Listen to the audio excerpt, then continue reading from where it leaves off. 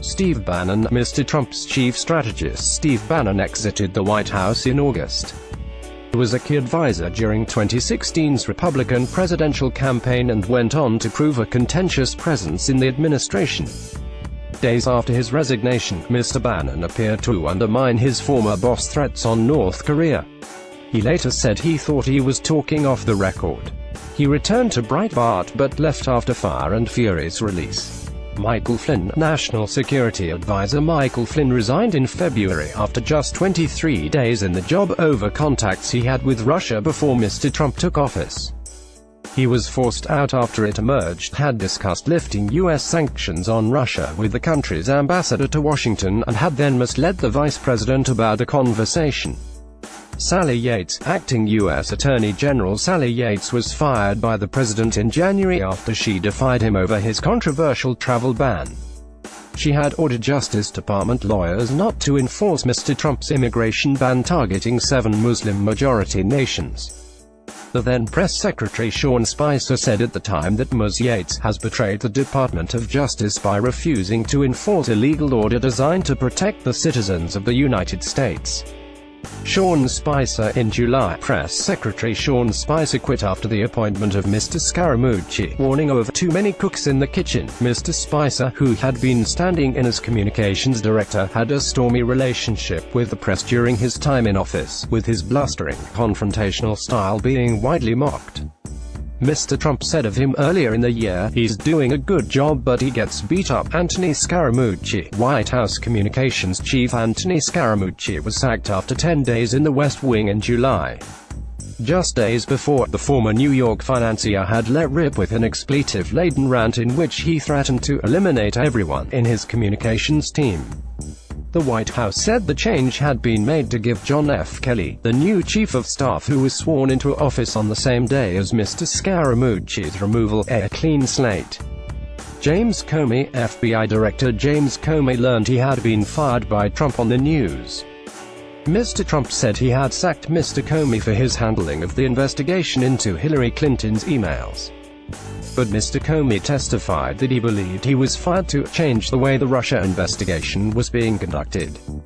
Sebastian Gorka, a national security aide whose hardline views on immigration and terrorism caused discord inside and outside the White House, is the latest official to quit. There was confusion over the nature of his departure, when Mr. Gorka said he had resigned but an insider insisted he had not but no longer works at the White House. A former editor for the far-right Breitbart news website, Mr. Gorka joined the administration as a counter-terrorism advisor. Reince Priebus. Chief of Staff Reince Priebus was sacked after being made the subject of a foul-mouthed tirade by Mr. Scaramucci. He accused Mr. Priebus of being paranoid schizophrenic, and of leaking information to the press. Mr. Priebus' 189-day tenure was the shortest in modern history for a White House chief of staff. Mark Corallo, spokesman for the president's legal team, resigned amid reports of disagreements in dealing with the inquiry into claims of Russian meddling in last year's U.S. election and possible collusion with the Trump campaign. He was said to be frustrated over an alleged strategy by Mr. Trump's lawyers to discredit to curb the investigation. Michael Short. White House spokesman Michael Short also resigned after the appointment of Anthony Scaramucci.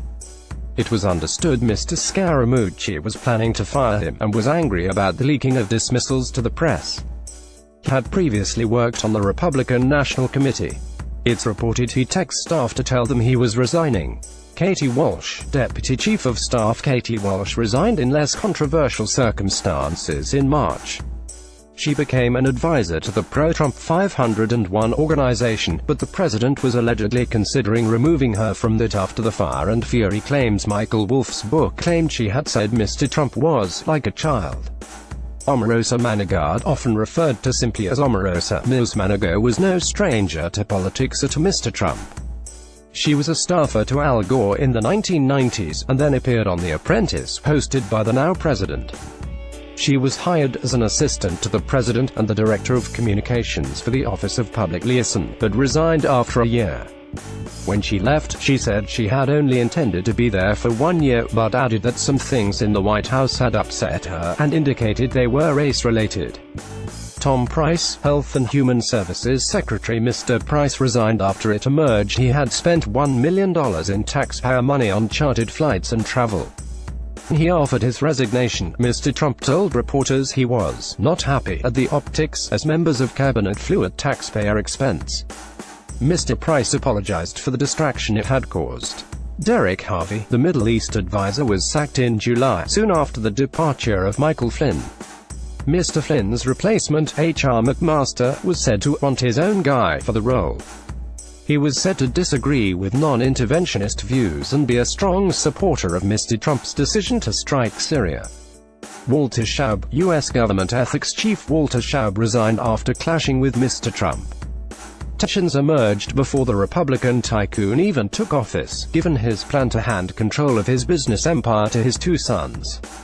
On stepping down in July, Mr. Shaub, who served 3 presidents, said it had become clear to me that we need improvements to the existing ethics program. He has tweeted since that Congress should rein the president in by sending a strong bipartisan message. Mike Dubke, White House Communications Director Mike Dubke stepped down in May after just 3 months in the job. It was reported the president had become frustrated with members of his team, pinning some of the blame for his administration's problems on the communications strategy.